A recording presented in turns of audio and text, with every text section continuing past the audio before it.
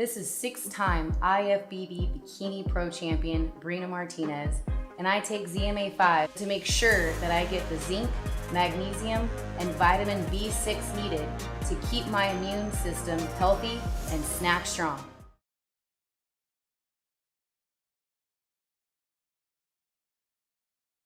Too many of y'all. Damn. Hey, how you doing? How you doing, AJ? Good to see you again. Another day in paradise. Likewise. AJ, so, I mean, obviously, look, in Bellator your whole career, been developed from the bottom, literally in the promotion. Now you're taking on a guy a lot of people think might be one of the best talents ever seen in the promotion. Can you just talk about this journey and how you're feeling going into this big fight? Man, it's been a long time coming. 17 fights, like you said. He's been holding that belt since I first stepped in the cage. He's been the man that I've been after this entire time, this entire journey. So with him avoiding me, acting like he don't know who I am and so forth, it just kind of, it don't really add fuel to my fire, but it shows me that he fears me in a sense. He doesn't know what to expect. And that gives me even more of a reason to train hard, because any man that's fighting off of fear, that's something to fear within itself. So that's been my main motivation, you know what I mean, is getting a world title from him. And seeing the selection, me being the #1 pick, and then obviously getting it to where it is now, him switching the brackets, doing all that just showed me, like, he wants somebody else to be able to do it. He told me when I fought Pat Curran, he's going to beat you. That shows me you're looking forward to someone else doing something that maybe either you don't know if you can do or you don't want to do, because it's too big of a challenge or a task that's at hand for him. So for me, man, it's just going out there and having fun and doing what I do best. Hey, can you give me my monster bracelet and the bust down, please? Bust down, Tatiana. Can you talk a little bit about the emotions? You guys have gone back and forth for years. Sometimes he'll say something on social media. You're obviously always been very vocal about it. Is there, that genuine animosity with you and Pitbull, or is this really just all competitive? For me, there's no animosity. I feel him being in his career and where he's at right now. Shout out Newport Watch Club. Y'all see it. Man, they be blessing your boy up. Wait till y'all see what I bust out for this next one. Man, this next ice piece gonna be cold. But yeah, it's nothing personal with Pitbull. I think he took it personal as me being that young up-and-comer, just constantly badgering at his name, trying to get at him. And then he kind of realized, like, oh, maybe he does respect me, because I do respect him and the accolades that he's accomplished in his career. But at the end of the day, like I said, this is a game of chess, and he's a pawn that's in the way at the moment. So I got to remove him from the board. And yeah, nothing but respect to him, man. Before he became champ, before Conor did it, these were all accolades and things we go four years back, and I said, I'm going to do. So now it actually being here and me speaking it into fruition and being able to literally grasp everything in these next few split moments of a fight, it's here, man. The hard work's paid off, and it's time to go do what I do best. This journey, you've gone from the beginning with your father. You've said in interviews that, like, hey, I'm kind of his revenge against MMA.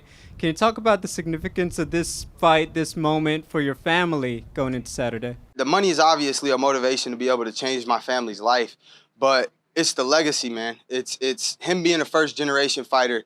I'm sure all you guys know who Antonio Mckee is, just because you guys are true heart MMA core fans. You guys have followed the sport, media, and so forth for so many years. You know who he is.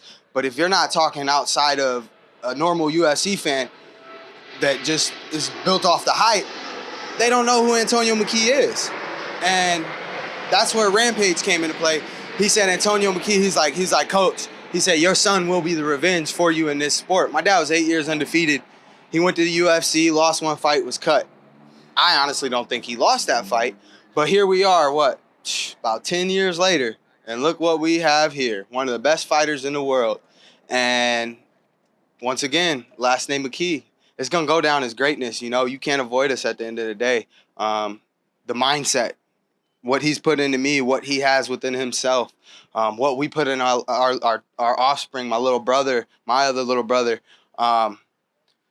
We just make sure that we push each other, inside the gym, outside the gym. We just push each other. We push each other, and we just grow together so we stay together, and that's a big part. But like I said, man, there was no favors, you know what I mean? Me being a second-generation fighter, I should have had the red carpet treatment, you know what I mean? Pull me out, fancy fandango. I came in 15-15. I've proven myself this entire journey. So there's been no favors, really. You know, this has been the favor was working side by side with Mr. Croker and them breeding me and raising me up properly, you know, and they've done a great job promotion-wise with building me up and working side by side with my father. And I'm really grateful for that because here we are 17-0, 12 finishes, looking for the 18th with the 13th. The final question from me. Obviously, Pitbull's been on a fantastic run. What's going to be different when you face him that we haven't seen in the last few? With me or with? With you and the way that you're going to approach the fight with him. Well, he's never fought anyone undefeated. Thank you. Good luck, AJ. Thank you. Hey, AJ, you're just talking about your father. Is there an aspect to this then? Like you're trying to, like, wanting to win this for him, not just for yourself, validating, you know, the Mckee name and all those things? Definitely. In our house, we have a mural wall. My grandfather being a left-handed fighter, called him Lefty, a boxer. And my father being a fighter, he has his world title, you know. So we've got a picture of him on the wall. My dad's got his world title, and then we got a hand-painted picture of myself, but there's no world title. So yeah, that's the first step, is becoming a world champion and continue the legacy of being a champion. What's been the best advice that you've heard during this run where you're still undefeated? It's really easy for a young fighter to get ahead of himself, but you seem really level-headed heading into this fight right now. What's been the best advice you've heard from somebody? I'd say my father, man. Remove your emotions, do what's right. At the end of the day, it's a father-son relationship. It has its ups and downs. You know, we butt heads. I don't agree with some of the things he says sometimes. But at the end of the day, I got to remove my emotions and look at it for what it is, you know. Especially early on in my career, man. Seeing the way it was going, I was getting fixated. Why am I not being, you know, just always constantly. He's like, man, don't worry about that. Like, this is your plan. God's got you. You taken care of. Just keep doing you. And then me getting bored, man. Finishing people 6, 7, 8 fights in a row in the first round. I got bored. I'm like, man, fuck it. My career's going like yours. They don't respect us. Screw it. I don't care. But then it's like you continue to win, and then you reach new plateaus. You start to grow mentally, physically, emotionally, spiritually. And that's just something he's always kind of keyed me in on, is staying focused. You know what I mean? Focus yourself mentally and physically, and sky is the limit, man, because the mind is very powerful. AJ, what tattoo you have on both biceps? I'm actually about to get both of these redone. But one is, may your faith be greater than your fear, and without pain we wouldn't know joy. So, yeah. You embrace the pain. You got to embrace the pain, man. Pain is your friend. It lets you know you're still alive. I grew up on that. My dad trapped me with my arms behind my back since I was a kid. Wake up. I wake up cold sweat. Dad, let go. Like, nah, bro, you gotta tame that beast. If you can't control that beast, man, we in LA. You get laid down real quick out here running your mouth or doing the wrong thing. You know what I mean? I got robbed from my phone one time. And me being a tough guy, I'm thinking I'm about to smack this dude with my skateboard. Little I know, he pulled that shirt up. I saw a gun. The whole situation changed real quick. You know what I mean? You can have the phone. My life's not worth the phone. So it's just certain situations, stuff like that. You know what I mean? You gotta be able to control that beast inside, and that's what we try to teach all the guys in the gym. You know, we put ourselves in situations to where you break. You know what I mean? You saw how we train. I got somebody switching on me every couple minutes. Why? Because I continue to plateau, continue to reach new limits, and that's just how we get better. You know, and in our gym, you'll never be the best, because we'll figure out how to break you down. Tell me about the two guys you were training with right now. Reese, Kyrie, well, Jalen Bates, he been here for about 2 weeks. He's been going through hell. That's been my partner for a couple of weeks. But hey, it reminds me of a mini me, man, and that's why he's here. You know, that's why we put him up here. He'll be a 135-pound champ real soon. Hopefully, we get $1 million tournament for him within the next year. Get some money going for him. Kyrie Archer, he came from Flint. What part? Man, Michigan to me. Kalamazoo. Hey, that speaks for itself, you know what I'm saying? He comes from rough.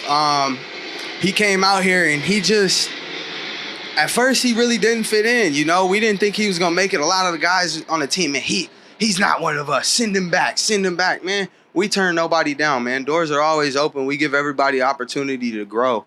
And, man, he's done tremendous growing, you know. We go eat five-star restaurants now. I'd be embarrassed to take him to five-star restaurant when we first got out here. But now, like, we go dine and have legit restaurants and stuff, you know what I mean? He's just changing, evolving as a person inside and outside of the gym. As a fighter, too, man, he used to go in there and just fold in the first round and quit. I'm like, why are you quitting, Reese? And now, man, he pushing through 3-5s, you know what I mean? Like, as a champ, you know, he's went to the drawing board and he's kind of just continue to plateau and reach new growth spurts in his life, man. And that's what Body Shop's all about, you know, growing and showing.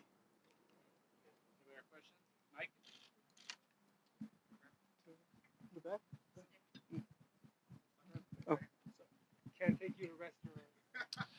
What's up, AJ? So What's when I was happening? breaking down this fight, I was saying this feels like that Conor McGregor, Jose Aldo type fight. The promotion brought you up right. The fans are on your side. You are on fire. Do you like that comparison? Do you feel that? I love it. I said that about 2.5 years ago as well. So I love that comparison. But the difference is it's something different, man. Conor, the money changed him, and he had already lost previous to that. Like I said, I'm undefeated. I got a different mindset. For me, it's kill or be killed in there. And, yeah, that's how it's going to go. I'm going to go out there, fight smart, fight hard, and bring home that world title. LA, baby. You and Pitbull are two of the best fighters in the world. What's the difference between the two of you? I'm undefeated. In that cage, the styles are so different. You're tall, he's short, he's super powerful puncher. You're the most dynamic guy in Bellator. How do you see this matchup for you? Do you like the way you guys match up, style-wise, body-wise, everything else, where you're at in your career? Definitely. Anybody knows fighting long people is a problem. He's a master of range, though. Obviously, him having shorter arms, that's not a flaw for him. He's figured out how to fight and read footwork to be able to create openings, moving forward, moving backwards, catching guys coming forward. Alongside, he has tremendous power. So this is where his one-hitter quitters come in. And this is something to be aware of, you know? Just as he's mastered footwork, so have I. But I have range, I have speed, I have power. So for me, it's just going out there and doing what I do best, put on a show, man. Like I said, he's had an opportunity and ways out of fights before. He's taken them. I've had those. I'm not going to take them. You know, I'm going to fight until the end. I'm going to fight until it's kill or be killed, like a Spartan. Go out on your shield. I was at the press conference when you were fighting Pat Curran. Pitbull was fighting Michael Chandler. Pitbull was talking about you more than he was talking about Chandler back then. Are you in this guy's head? I don't know. I've been calling his name for quite some time. I definitely think I'm in his head. Not really. I don't really care. You know what I mean? At the end of the day, we can both talk and say whatever we want to say. But until we get in that cage, those doors close, we're going to see what happens as soon as that door closes and that bell dings. And that's what I'm really looking forward to. Because all the talking and all that, it's all fun and game. It's for the cameras. It's for the promotion. It's to build the hype. But when that door closes, the true warriors come out. We touched on this a little bit earlier, but your hometown, man. You're in LA. You know, he's flying all the way from Brazil. In other sports, in football, in other sports, basketball, baseball, it is a real advantage. You could see that play out. Home teams win more. Do you feel that? Are you going to have an advantage because you're home? I wouldn't say I feel it. In all honesty, I prefer to fight with no crowd. It makes it how much more you want it. You know what I mean? It makes it 10 times more technical. You can hear what his corner's saying. You can hear what my corner's saying with no crowd. There's no crowd to cheer you on, no crowd to boo. You know, it's really about how much you want it, how hard you want it.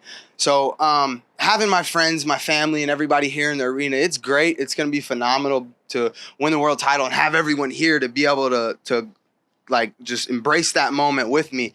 But at the end of the day, like I said, I got to go out there and fight smart. I remember, like we said in that Pat Curran fight, I fought smart, but there was one time the crowd started booing, and I'm like, I want to go get it. Why? Because I got a gas tank out of this world, and I know I have that inside of me to go get it. So it's just staying calm and making sure, you know, you don't get pumped up by the crowd, and you stay in here and cross your T's and your I's, because I like stuff bold. Last one for me. Big fight, bro. A lot of people betting on this fight. Give a shout out to the people betting on this fight. What should they be doing? Man, shout out to the bettors and shout out to a finish, baby. That's what it is, you know. He's a killer. I'm a killer. Killer be killed. May the best man win. Anybody have questions, please raise your hand. Casey. Oh, Pat.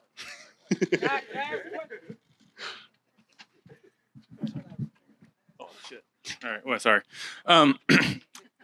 Was there a point in your training or in a victory or whatever that you thought, you know what, I am the best in the world now? Because I mean, I know you couldn't 2-0. You probably weren't thinking you're the best in the world, but what point you were? Oh yeah. Okay, then what day? How far into your training, your career, did you go? I'm the best. Man, honestly, since my very first fight, I've always had something to prove. I wanted to come in and make a statement, and I feel like that's where I came into just showing up and showing out. That was always the big part. 1, 2, 3, 4, 5, 6, 7 wins all in the first round. It was about making a statement.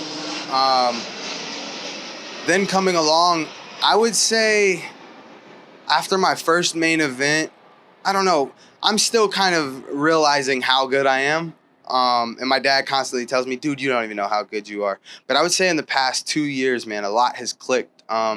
Being able to help the teammates, coaching them, and just seeing different openings in and out of the sport in the gym. It's been surreal to be able to not only alter myself, but help other guys. And that's kind of where I would say I've realized, all right, dude, you are on a different level. You know, there's a lot of people out there, but you're undefeated. There's a reason you're undefeated, you know? Something's working. When you weren't supposed to win, you still won. When you didn't train for a fight and you fought that fight on a week notice, you fought with a broke hand, there's a reason I won. And I just feel like I'm destined for greatness, man. And, man, being an April 7th baby, you know, diamond's my birthstone. I'm a diamond, you know, and we handle pressure great, man. And this pressure I'm now embracing. And I feel like learning from the GOATs, man, Michael Jordan, Muhammad Ali, Kobe Bryant, like, they deal great under pressure. And like you said, Kobe Bryant, he does better in the last 25 seconds taking that three than he does in the first 25 seconds. I'm the same way, man. It's just we thrive off that adrenaline, you know, being able to surpass and just level up from the adversity. And, man, when adversity is in my face, I look at it in its eyes and I smile. And you mentioned briefly earlier about the money. There were comparisons to Conor McGregor versus Jose Aldo and how the money changed Conor. If you win next Saturday, you get a big-ass check. How do you know the money isn't going to change you? Or maybe it will change you for a positive?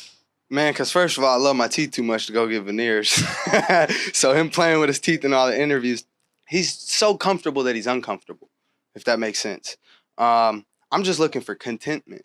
You know, to be comfortable. Same thing with Anderson Silva. He was comfortable. He was so comfortable. He was bored in there.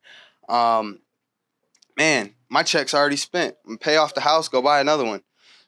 So for me, the $100 million man, the Floyd Money of MMA, the money man of MMA, that's my goal, you know.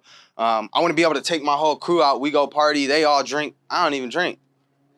And I run home. Hey, you writing $100 million checks? You fucking right. Man. So that's where I've kind of fixated myself to be that man. You know what I mean? Not him as a person, essentially, because I don't know him personally like that. But one thing we cannot deny is his work capability and how he works. And man, that's why I said I'd love to fight him. Share that moment. His greatness versus me being my greatness in his sport and my sport. It's not about me trying to beat him. Is being able to share that moment with another great in his sport and being able to bring the recognition to my sport. Thank you. Thank you. AJ, how you doing today? I'm doing great. How about yourself? Good, brother. I know who you are, but for the people that don't know who you are, what do you do for a living, AJ Mckee? I sign contracts and take them out. Now, AJ, you're also extremely confident. You also have a 1 foot reach advantage. Is that going over their head? And how do you expect for them to plan for that? Can you plan for that? Like I said, Pitbull's great at reading footwork. He's great at reading just movements. You know, he sees an opportunity, he takes it. So I don't think anything's going over his head. I think he knows what he's in tail for. He just doesn't know exactly what he's in for. So preparing for it can be a little hard because you don't know if AJ is going to wrestle. You don't know if AJ is going to try to get you to the ground and play jiu-jitsu. You don't know if AJ is going to try to strike with you. So that's the key to being a mixed martial artist, is mixing all the arts. And this is where I feel I'm best, is being able to adapt in those moments and create new openings. You know, if standing up's not going well, okay, we take them down, test out the ground.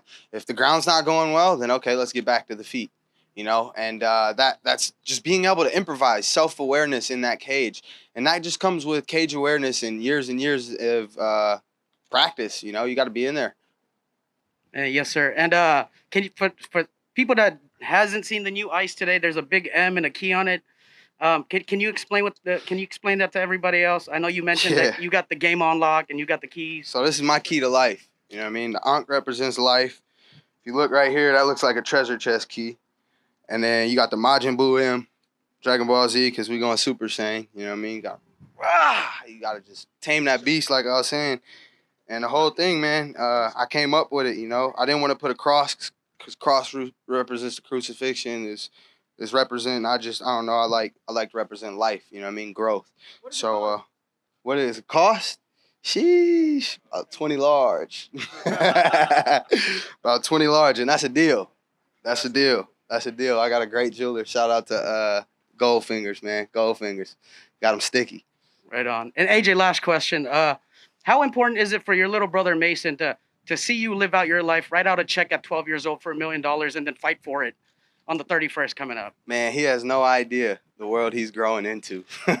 But the good thing is at 3 years old, he's already pulling arm bars. So, like I said, man, $1,500 was my first check. His first check should be nothing under 100,000, bare minimum. And that's out of respect for me, my father, and so forth. You know what I mean? That's now a third, fourth, the middle of a third and fourth generation fighter. So that's what we look forward to, man. He's not gonna have to fight. He's gonna fight because he loves the art of fighting, because he loves fighting. You know, there were times, like I said, I broke my hand and I had to fight because we were living in a loft with 5 people. I gotta go fight, man. Bills gotta get paid. My dad's like, nah, bro, you ain't gotta do it. No, Dad, like, we can use this bread, and I know, like, man, whatever. I'm a fight. We gonna go out on our shield. Like, that's just how he's raised us. So, man, he'll be an 18-year-old world champ for sure, hands down, guaranteed, under 18 world champ. I guarantee that. Mark my words, for sure.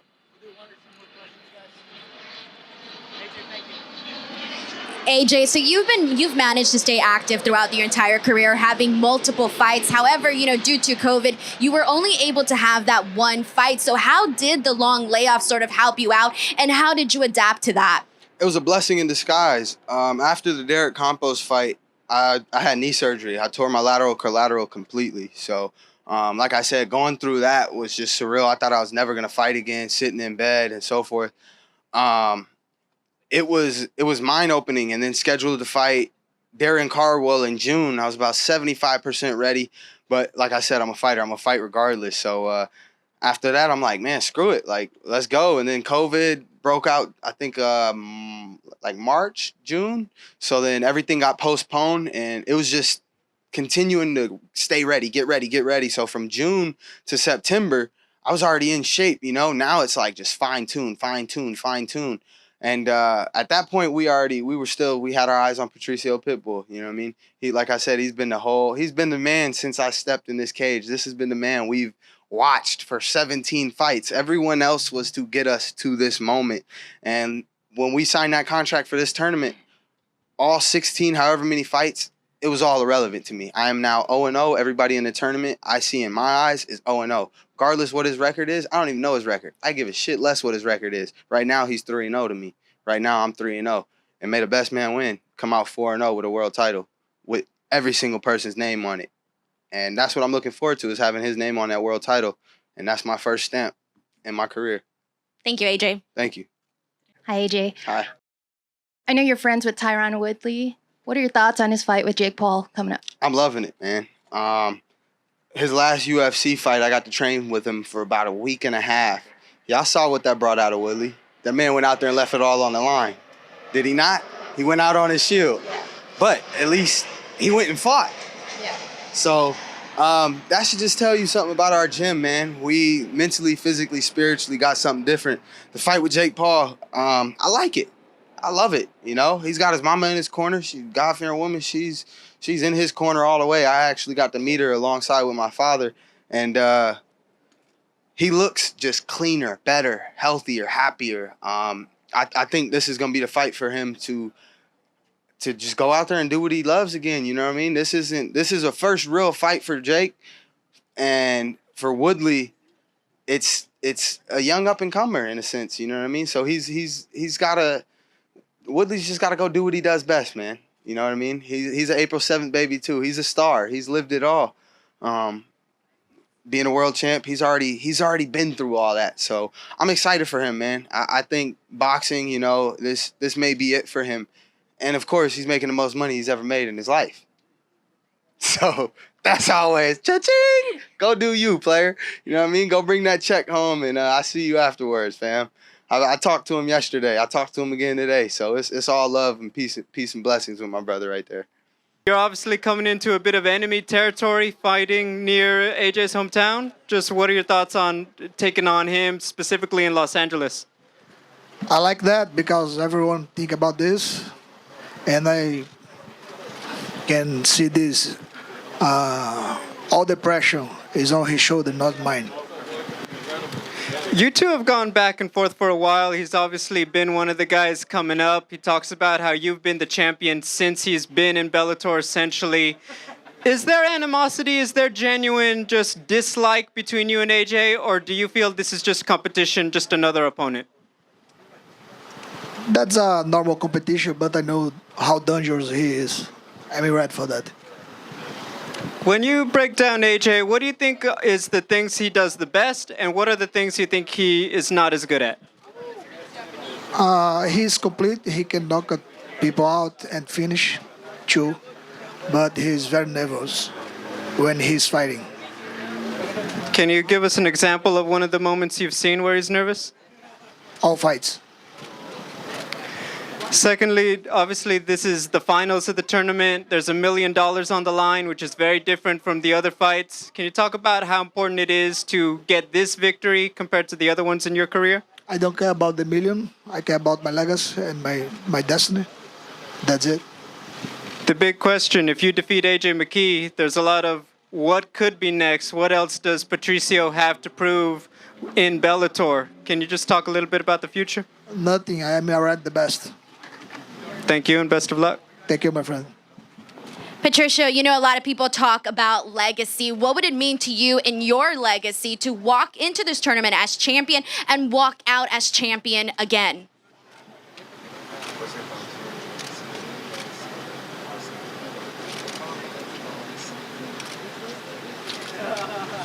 Prove the same thing again and again and again.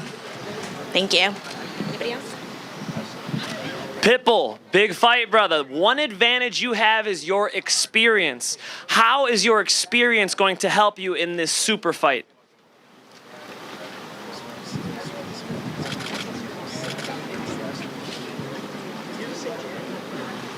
It's about mind, you know.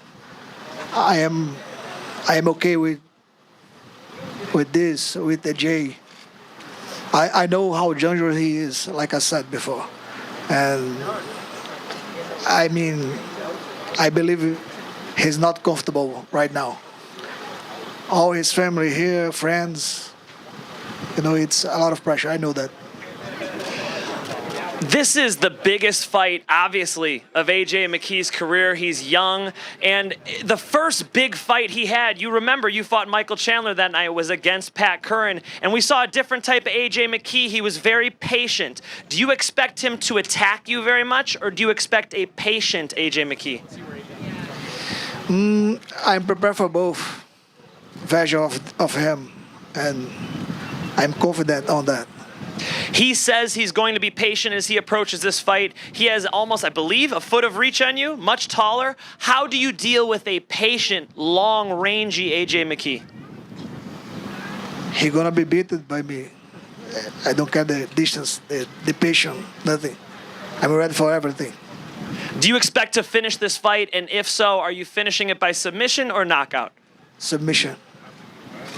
A lot of people betting on this fight, Pitbull. What round does submission come? Second round. Thank you. He has a long neck. Does this mean a guillotine choke? Yes. Ah, I see. Anybody else?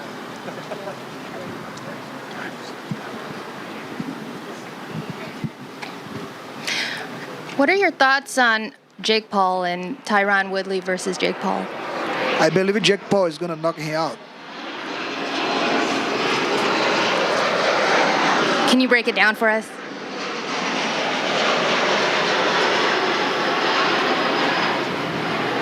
Jake Paul is now he's living as a boxer, and Tyron Woodley is a MMA fighter. You need to be ready for that. I don't know. To be sure, Jake Paul has more experience in boxing in this moment. What do you attribute your dominant run as featherweight champion to?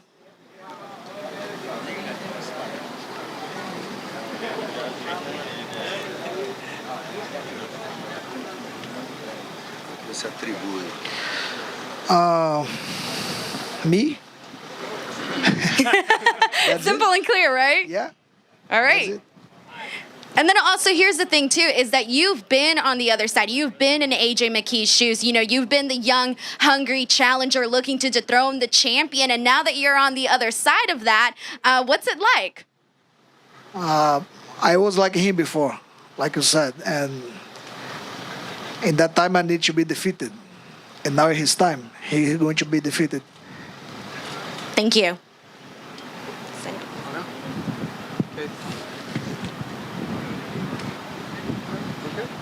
Pitbull, he's a very long-rangey guy. Did you have to bring anybody special in to train with? How did you adjust your training for such a dynamic opponent? All my years fighting in Bellator in my career, I have fought against guys like him. I'm always the smallest. It's normal. Nothing new. You told me you're going to guillotine him in the second round. Is he going to shoot a takedown on you? He's gonna try to put the fight on the ground. I know that. You guys know that. He know that. You expect this early? Not too much. He gonna try to do something standing, but he not gonna find me there. I was talking to your coach, Captain Eric, and Captain Eric was telling me about your relationship with the Paul brothers. How did you first meet them? I see. And they're going to be here live at your fight, yes? What does this mean to you to have Arnold Schwarzenegger, the Paul brothers, different names, lots of attention for this fight? What does it mean to you? It's nice to know that because I'm a big fan of them. They are like YouTubers, but now they are fighting and win fights, you know? That's spectacular. In other sports, generally they say it's a home field advantage. You're saying AJ McKee is going to be more nervous. Do you feel you have the advantage coming from Brazil, not having everybody here? He's already nervous, like you guys saw. He was like breathing deeply, like, be ready right now. Take care. How will this help you in the fight? A nervous AJ McKee, how does this help you in the fight?